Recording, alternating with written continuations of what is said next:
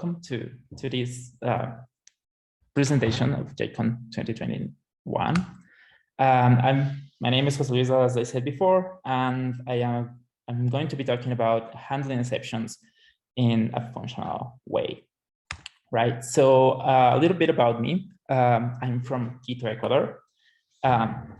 I currently work at Stack Builders. I consider myself a full stack developer. I've been coding for a long time, but I think I have around 4 or 5 years of experience in the business, right? I am a functional programmer. I advocate for functional programming.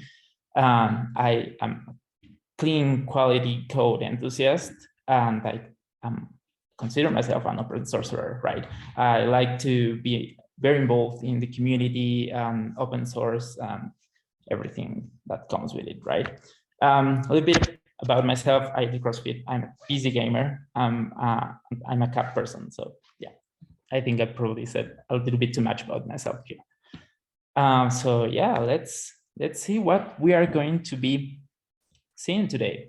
So first, we are going to see a little bit about functional programming. I think we can go to a quick walkthrough over some basic principles and how can we apply these principles of functional programming in Java, right?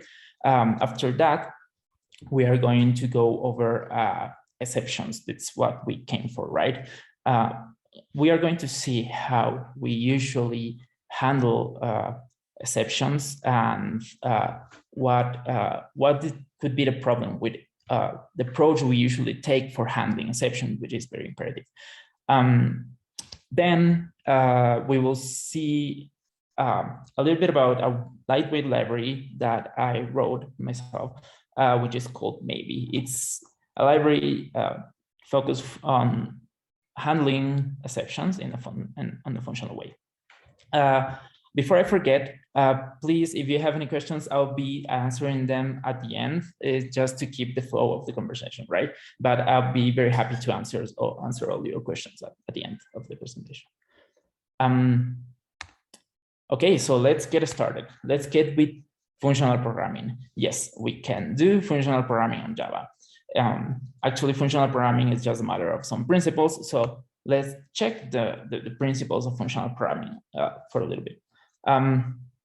So one of the fundamental principles, the first principle is pure functions, right?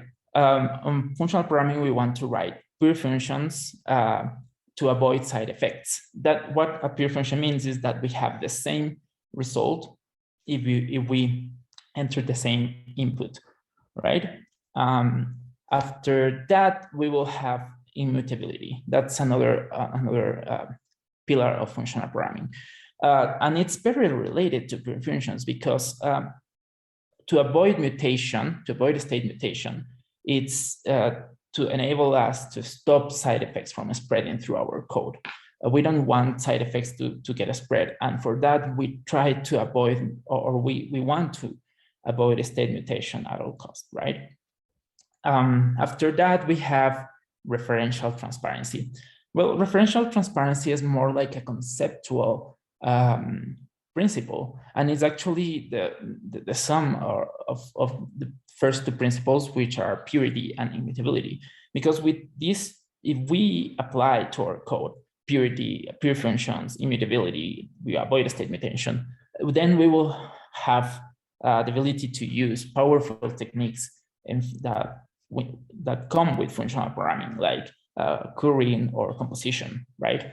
And function composition. So yeah, it's kind of a principle that we will get as long as we use pure functions and we avoid mutation, right? And the last one, it's first class and higher order functions. What means this? That functions, we can have functions as first class citizens, right? We can have functions as arguments. We can return functions from other functions or methods. We can assign functions to variables, right? And with all of that in mind, we will be able to do a lot of things with these functions, and that will enable also the other powerful techniques that we were talking about, composition, currying, things like that.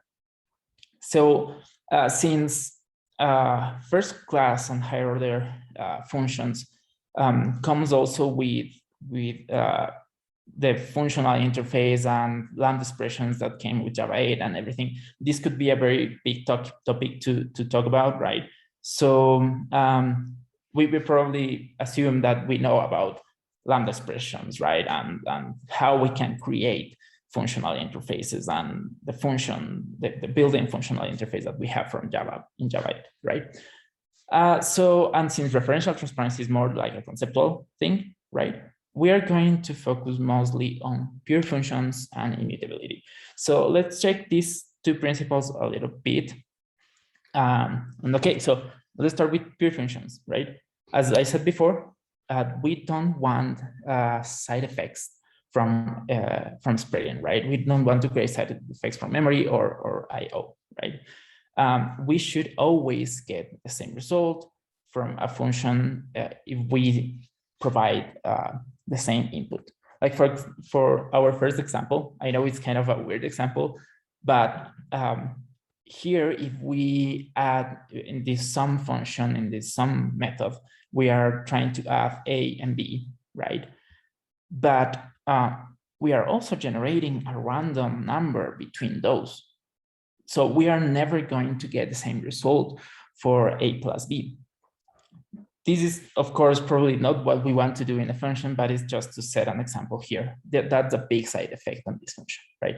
And it could be also different, like in the second example, that we are actually getting the result of A and B, A plus B, right? We will always get the same result. However, the function has a side effect inside of it. We are launching the missiles, and of course, that's probably not what we want to do if we just want to add up two numbers, right? So this is what we are talking about, side effects that could be spreading through our code, right? We want to keep functions pure, right? So, okay, let's go then to immutability. Immutability, as we said before, we want to prevent side effects spreading through our program, right? So that's a little bit tricky, because that also means that once a state is created, we don't want to change it. We should not change it. We should not mutate it, right? However, that also comes with the question, how would we update or change things on our code? And that is kind of simple, a little bit simple. Sometimes it could be more complicated, but the simple answer is we just create a new state with the changes required, the changes that we need to add.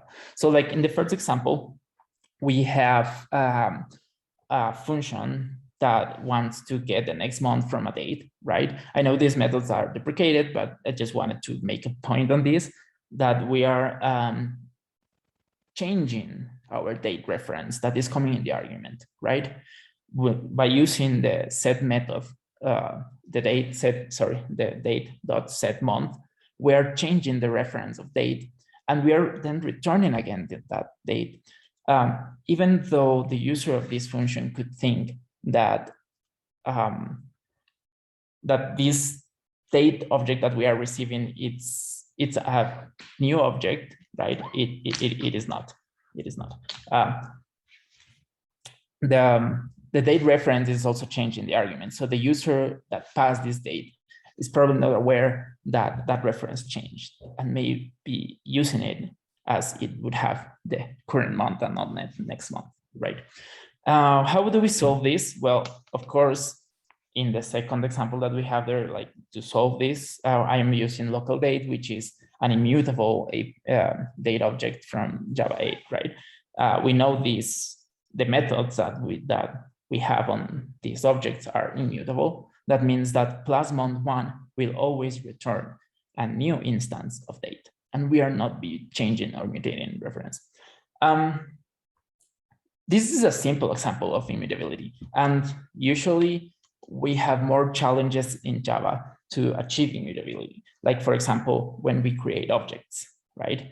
When we create objects, we usually create getters and setters will always mutate a state of that object. So there's a whole way of handling this, which I usually like the wither pattern, right? We can use builders, but builders at the end will be mutating again things inside the builder, the whole builder. So it's not 100% immutable. I'd probably go with withers. Lombok has a great way of, Project Lombok has a great way of handling or helping us to avoid the whole boilerplate of using withers and immutable classes that we can use in our code, right? I have, I mean, I wrote a great article about functional Java. If you like to check it, I'll try to put a link to it in the chat at the end. But I think for the purpose of this, I think this is just fine, right? So moving forward, let's go and see about exceptions, right? So exceptions, usually there are some people that kind of dislike exceptions in Java or check exceptions, especially because they cause your compiler to stop compiling, right? The compiler will tell us that something's wrong. So what I want to say with that is that they're here to help. So we need to handle them. If we get a check exception error from the compiler, it's because we need to handle something, right? So let's see, handling exceptions, right? So there goes our example. This is what we are going to work with. So you're working on your nice property parser, right? We want to parse a property file and move it to a properties object. Very straightforward in Java. When suddenly your trusted compiler yells at you, hey, that method throws some exceptions. You should handle them, right? And here is where we have the exceptions that there will be thrown, right? The constructor for file input stream is going to throw an exception if it cannot read the file specifically, right? It will throw a file not found exception. However, we have another exception for properties.load. This exception would be an IO exception. It's something that will be thrown in case something is not working well with your file. We cannot read the file for some reason. Something's corrupted, they're not matching the properties or things like that, right? So we have two exceptions here that we should handle. So of course, your compiler won't let you go with this unless you handle the exceptions, right? So what options do we have here? I think we have most of the times just these two options. We can handle the exception in the same function in place, or we can go ahead and propagate exception, kind of take the high road, and I will say, okay, let's throw the exception and let someone else or some other function worries about it, right? But what happens if we propagate exception, right? Let's see first what happened with option B, propagate an exception. So if we propagate exception, we will defer in the handling of the exception upstream to our code up to the caller of the function or the caller of that function that is calling that function, right? The parent of the parent. We don't know how far we will have to propagate this exception. Probably for applications like console applications that should only run on a console, it's probably okay to just propagate and throw the exception, right? Because that will tell the user, okay, something went wrong, you are not providing a file, probably something like that. However, for let's say web applications, this would be seen like a bug. If we propagate the exception upstream and we let it throw at runtime at the end of our code, this could look like a bug, like something went really wrong on our code, right? So we should better handle this exception. And as we go upstream, if we propagate exception and we go upstream, we will have to choose again between A or B, right? we will have to choose to handle the exception at some point or just let it propagate, as we said before. So the other thing about propagating the exception is that once we start propagating, we don't really know which of the two exceptions we're handling, because the file not found exception inherits from the IO exception. So now we just need to throw an IO exception, but we don't really know what we are handling here. The file does not exist. There was a problem loading a file. We don't really know. It will be very hard to handle this upstream and to have different behaviors for those particular cases, right? And it also comes with the issue that we might need to refactor our code to keep propagating exception, right? If we propagate this exception, the method that's calling get properties will probably also have to propagate exception, and depending on the layers that we have, we'll have to propagate and propagate and propagate, throw again, right? So there's a lot of code refactoring too, or potential code refactoring, right? So, okay, so let's get with option A. It seems like it's our best approach so far, and even though if we choose to propagate at some point, we might probably be handling deception some way, right? So how do we handle deception? Well, let's just start with a try, catch, finally close. We'll need the finally to close the input stream unless we want to get memory leaks, right? And in this example, it seems that we were able to do it, right? We just handle deception, the compiler is happy with it. However, something doesn't look good here. We are mutating the state. We are creating a file input stream null that then is going to be something, be changed. The state is going to be changed. This also, this starts propagating side effects to our code, right? So we are involving state mutation. This could be probably fine if we attack it with defensive coding, right? But we are going with functional principles, right? And we want to avoid state mutation.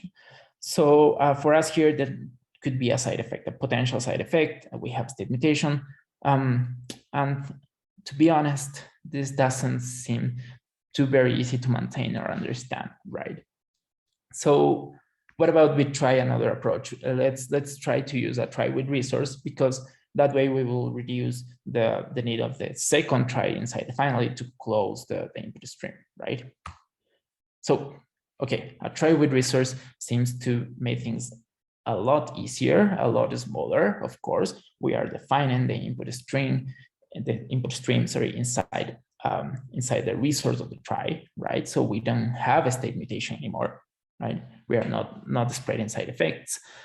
However, what if we want to handle the file not found exception in a different way, right? We are here just handling the IO exception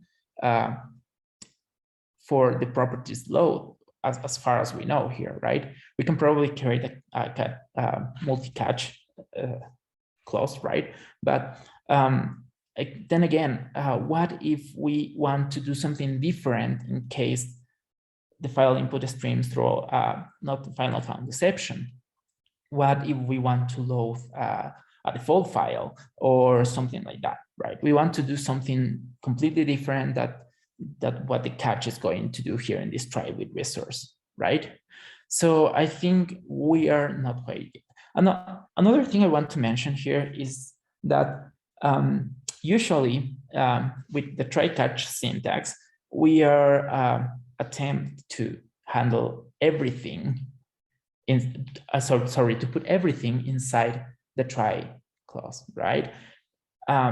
And this is probably not the best practice, because we can be hiding other scenarios that we want to actually treat them differently. So if we keep adding things inside this try, we might be hiding other potential throw exceptions that, other throws from other exceptions that we can have. And I don't think it's the best practice. I think as a good practice, we should try to handle each exception that our code could throw separately, right? It may not always make sense. Probably there are some cases where we want to handle all the exceptions that a piece of code throws in a single catch. But I think we have to reason about that. Do we really want that? We don't really want that. And the try catch statement is very imperative. So it's hard to look how that works. But more on that moving forward, right? So let's see what we can do. What should we do if we want to handle each exception separately, right? So sorry about this big piece of code. I just wanted to make my point clear, right? We are mutating things again. We'll have to mutate things again if we want to handle just the file input stream by its own, right? So this code has become hard to read, hard to maintain. We have a lot of try catch. We have a conditional for other try catch things, right? So it seems that we are going in circles. What we can do, it seems each change we do, we don't get what we really want, and we want to change it again, and we keep mutating things, and we keep making the code ugly and big and hard to maintain. So what could be a good solution here? It's to do some functional abstractions. And when I say functional, I mean just because we are going to not mutate anything, we are going to avoid side effects, and we are going to create some functions, especially some powerful functions that could be queried, that could be composed, right? Some good abstractions, right? So let's get into it. Let's see how can we do that. So just for the sake of the example, right, we are going to start by abstracting the try catch that was resolving the properties, right, that were loading the input stream into the properties, right, in the properties object. So to do that, as you can see, we create another function. This function is going to take, or function or method, right, that is going to take the file input stream that we pass, and is going to have a consumer, just to consume the error in case something happens, right? And we know for a fact that this is going to be an IO exception. This exception that is going to be thrown by properties.load is an IO exception. So we are going to consume that. So now we have only to create a properties object. We are going to try to load into that properties object, and in case we have a catch, we are going to accept or give our function, our lambda expression, give the error or the exception that it's gonna. So as we can see around here in the resolve props, how we use this, we just pass the input stream and ask the end user of this function, okay, how you want to handle the exception, right? The input, the IO exception. And we can do anything we want here. I don't want to get into details about it. We just try to think that we want to do different things. So this is great. We don't have a state mutation anymore. We have an abstraction that we can use in a simple way, right? Our code has reduced a lot. The thing is that we still need to create another abstraction for file input stream, for the constructor of file input stream, right? I didn't do it for the sake of example. There could be a lot of code, but the thing is, just to see here, is that we will, if we abstract the file input stream constructor to something very similar to resolve props, we'll have something probably identical to this. Will have a pattern, and we are creating a pattern here for anything that can throw an exception or may throw an exception, right? So what about if instead of creating these abstractions over just one specific behavior, we can create a more generic one. So for doing that, we will have to jump a little bit into functional interfaces. We will need two functional interfaces, just like the ones we find in the JavaUtil function package, right? The thing is that the JavaUtil function package does not provide us with functions or functional interfaces that could throw something, right? Throw a checked exception. So we will need to create our own throw-in supplier. It's just like a supplier, but it can throw something, an exception, right? As well as a throw-in runnable. We will need this one too. And we'll see how we will use them separately, but we will need these two functions, two functional interfaces specifically, right?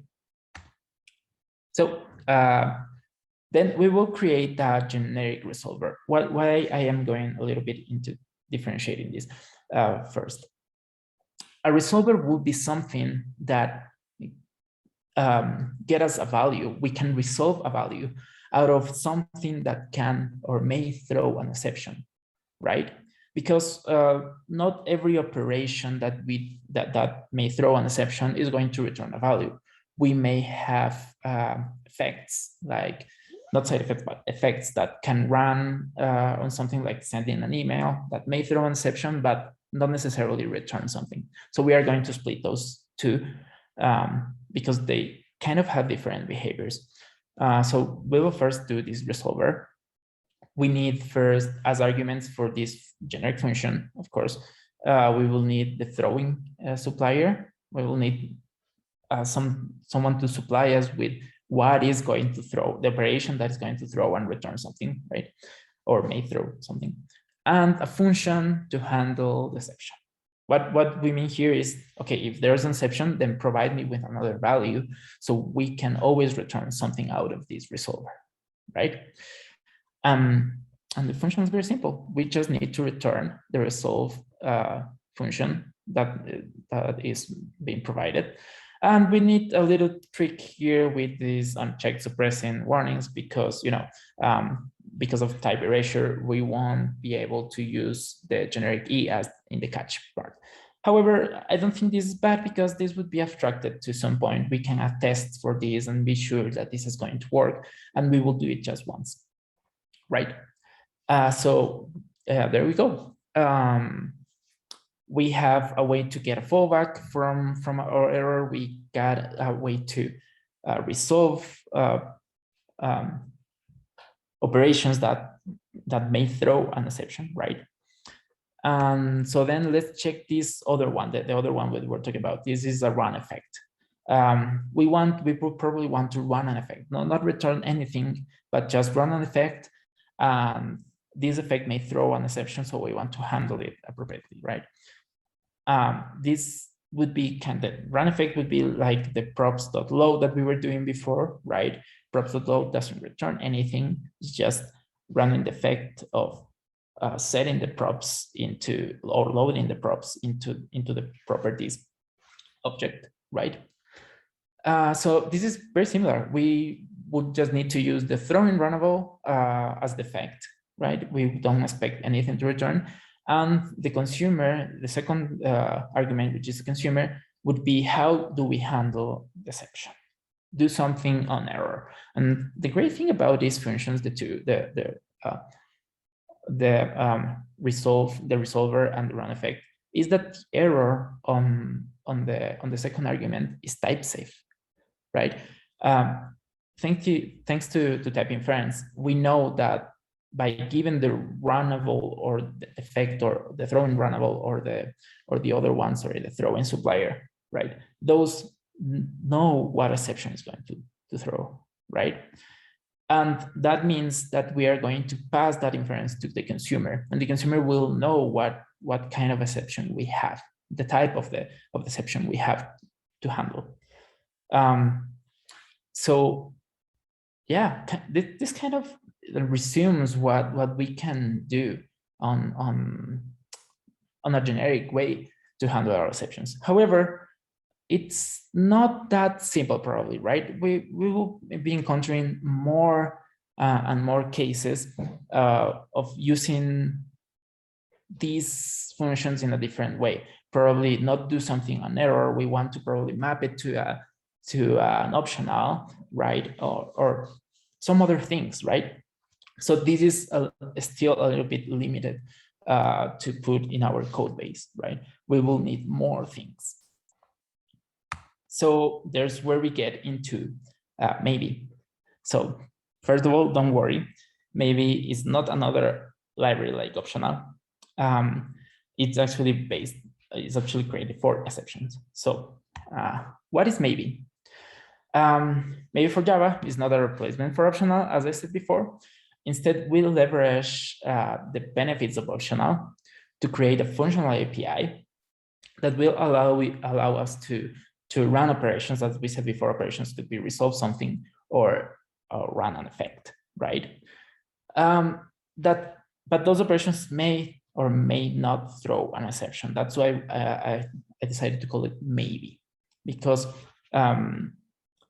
I think Java has the right idea around optional. Optional is a wrapper, right? That can have a value or just not. So it's an optional value, right?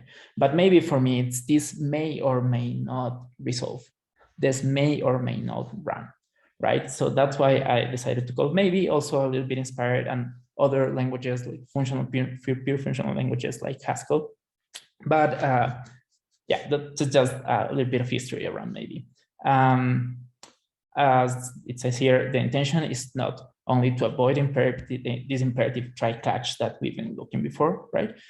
Because try-catch statement is great, but it's imperative. That means we will be focusing on how to do this whole try-catch statements instead of what we really want to do with that, right? So we want to avoid this. And we want to also promote the safe exception handling in a functional way. And that also means we want to promote handling each exception on their own. And that's why it has a functional API. It has a great API to do that. So where is maybe, just a little bit before we get into it?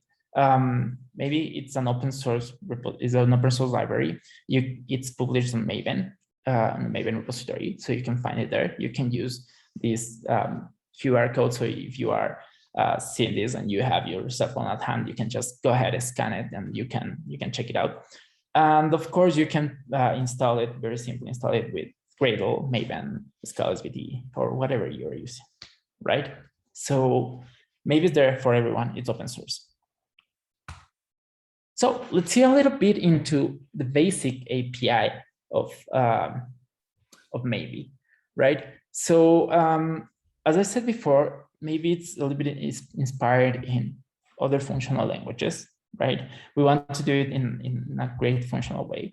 So we have creators to resolve run effects, and we even have something for a resource holder. We want to be able to create a resource that then will be closed automatically, right?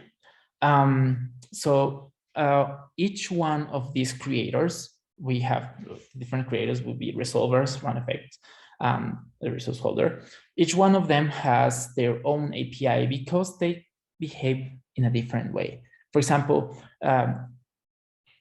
resource need to be closed. So we need to be sure that we are calling a resolve closing. I mean, resolve something, then close. We will see more on that a little bit later on our example.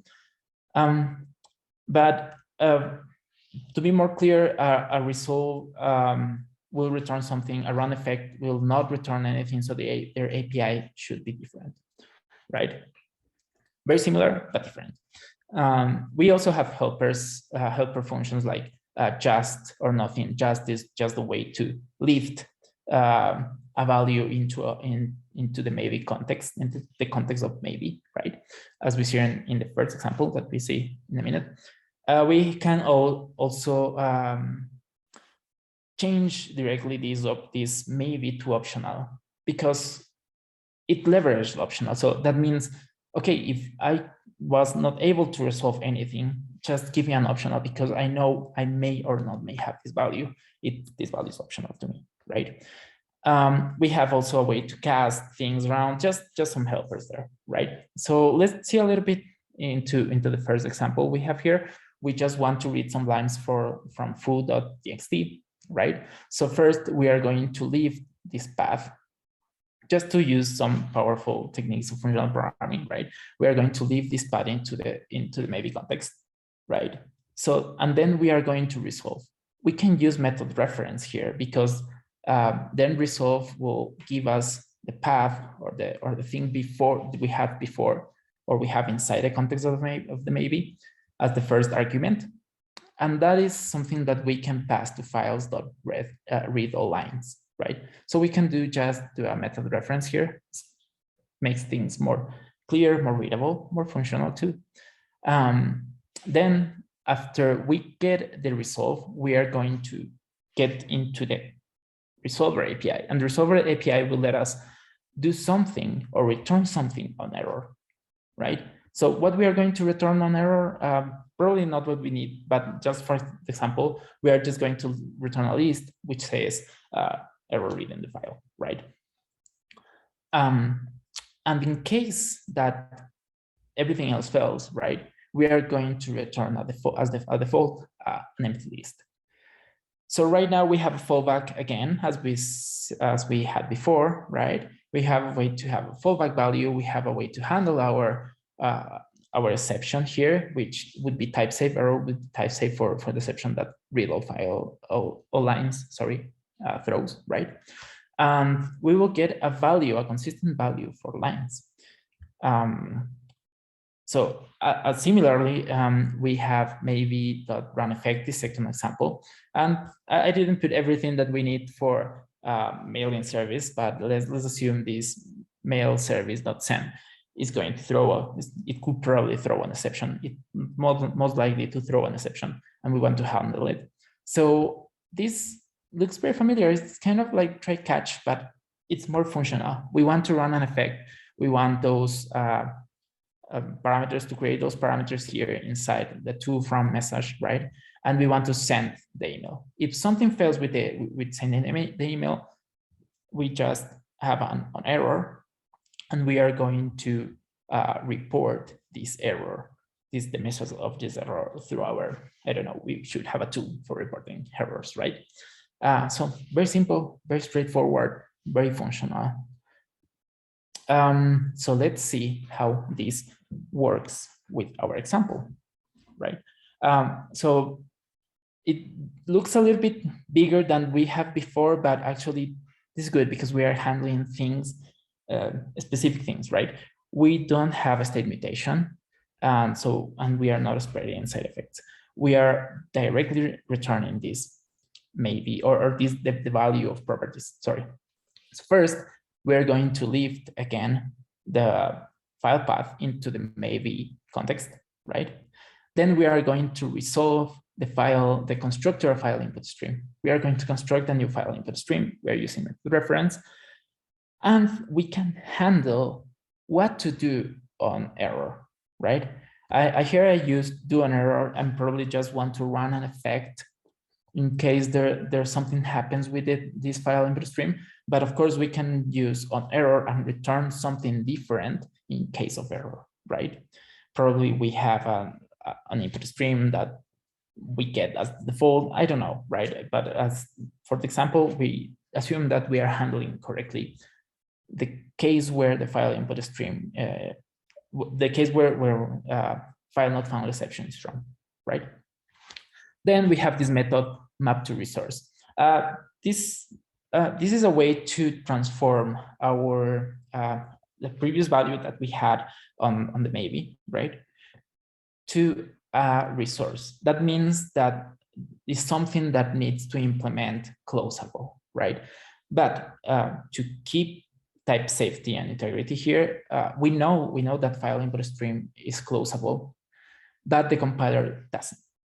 At the point that we are returning it, the compiler doesn't. So we need to use this function identity. That means that we are just returning the same thing. So the compiler knows, oh, okay, this implements closable. This can be a resource. This can be closed, right? Then we are calling the method resolve closing. I think this is more explicit than to just think of a try with resource where we are not sure where we are closing things, or we are closing the resource, right? This method also give us the right idea that we are resolving and then closing the resource, right? Which resource? The input stream that we have above, right? And we are going to do just the same that we did before. We are going to create a properties object, and we are going to load the input stream into the properties object and return the properties object. After this is finished, the input stream is going to close automatically.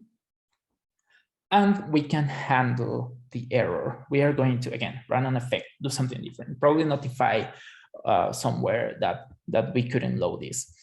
And we are handling both errors separately. We are doing specific things for each case, right? And in case everything else fails, we can go to our fallback, right? With our default, we are going to just return our fallback properties, which probably could be an empty properties, could be something that we already have default properties, right? So as you see, no state mutations, no side effects with this approach. We handle each error independently, as I said before. And I hope that everyone is with me, but I think this is just feel right. It's easy to read, easy to maintain, easy to go through each part of the method, know what we are doing. We are doing things declaratively instead of imperatively, right? And we have a great functional API, right? So to wrap up what we see today, right? I would say do not hate exceptions, embrace their safety. They are here to help. They will let us know that something can fail, and we should handle that to avoid bugs, to avoid wrong behaviors. So let's handle those exceptions. Let's embrace their safety, the type safety that the compiler gives us. I will also say, let's keep it clean. Let's keep it functional. Our code will be better and easier to maintain if we do that, right? I would say also handle your exceptions independently when it makes sense. As I said before, it's probably not the best practice to go ahead and say, oh, this throws an exception, let's wrap everything in a try catch. It could lead to unexpected behaviors or things that we don't intended, right? So as a good practice, let's try to handle the exceptions independently when it makes sense. Of course, in other cases, it may not make sense. In other cases, it's probably not necessarily even to handle the exception. We don't want to return anything in case of exception or even throw an effect, right? Or sorry, handle it with an effect. So we have to reason about it as a good practice. And finally, I would say just maybe if you liked it, of course, right? I think maybe will help you with all these three first things that we said. It will make it clean, make it functional. We will be handling exceptions independently. So use it if you liked it. Maybe it's super lightweight. It doesn't have any extra dependencies. It's based only on Java 8, right? And for that, it's compatible from JDK 8 upwards, just because it relies or leverages the optional wrapper, right? And some functional interfaces. So probably we can do Java 7 or before 8 with instead of using functional interfaces, implementing like an anonymous interface, but I don't think we will have the optional there, and probably it won't work. So Java 8 moving forward.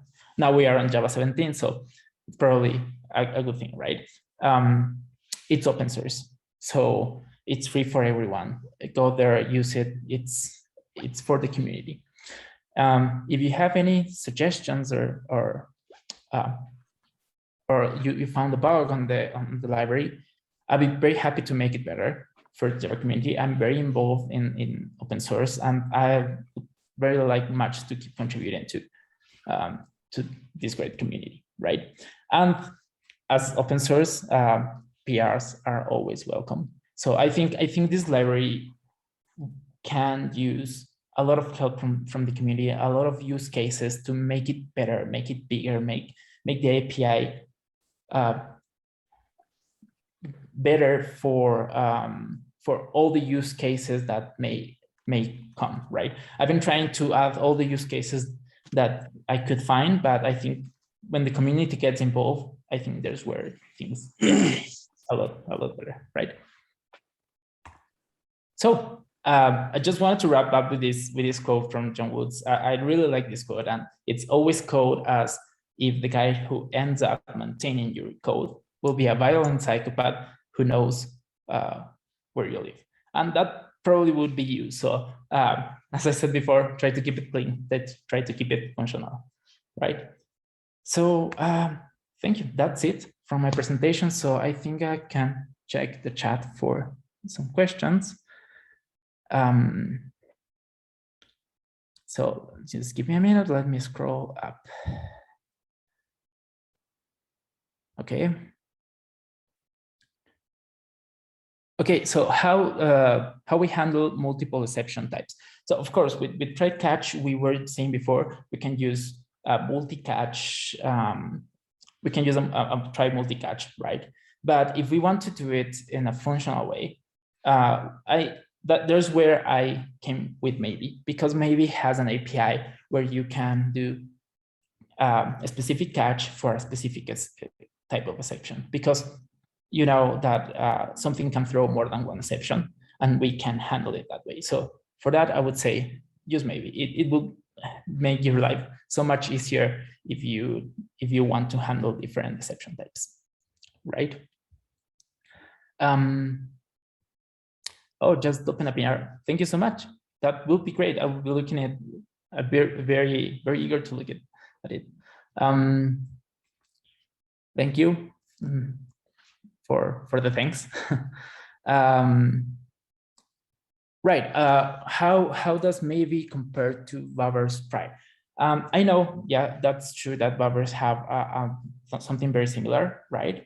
I probably got also inspired on some of those kind of things, but why I also create Maybe, I thought we needed a more functional approach, right? The API, I mean by the API, I thought it needed to be a little bit more functional, inspired in other languages like Haskell, where we leave something into this wrapper, which is Maybe, and we are not able to get that value out if we don't handle it first, right? Also, it's the difference that it's very lightweight. So you don't have to install a big library just to handle your exceptions. You can use a very lightweight library to handle your exceptions. It could be good for smaller projects, right? Another question I have is, what do you consider as advantage of Maybe dealing with exceptions over the way Vapor handled it? I think I kind of answered that one. I think it's more lightweight, it's more functional. I, of course, think that it still needs a little bit more of work. I think the community can help on that to make the API better. But yeah, I think if you are still using Vapor, I mean, if you are using Vapor in your whole environment and you already set up Vapor, well, by all means, you can keep using try, right? Vapor's try. But if you are working on a small project and you and you need to handle exceptions and you don't want to install the whole big Vapor library, then you can use Maybe as a small lightweight library. So yeah, I think there are no more questions. I just wanted to thank you so much for your time, for attending this presentation. It's been a great experience, so I also want to thank the organizers for it. Yeah, I hope you enjoyed it and found it useful. So thanks.